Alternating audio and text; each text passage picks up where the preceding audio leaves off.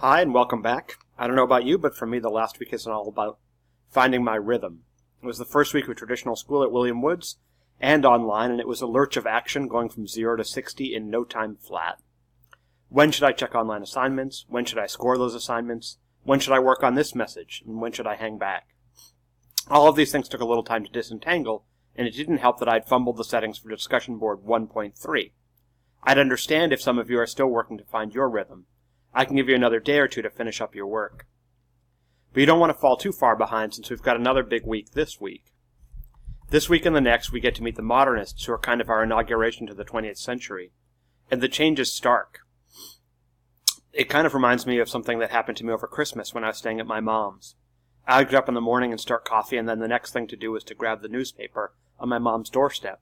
It was kind of mind-boggling that my mom still gets a paper newspaper every morning and sits there and sips coffee while reading it, and they're doing the crossword, while I was reading the news on my laptop with my coffee.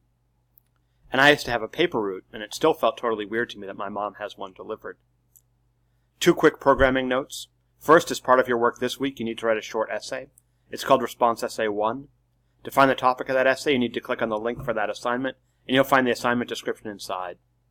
And second, I'll post a kind of wrap-up post talking about my reactions to your discussion board comments to the 2 main boards in a couple days, talking about what I thought you were doing really well and what I was hoping you'd get out of the question. I want to make sure everyone's got a chance to comment before I come in and do that, though. I'll send an email when the wrap-up is viewable.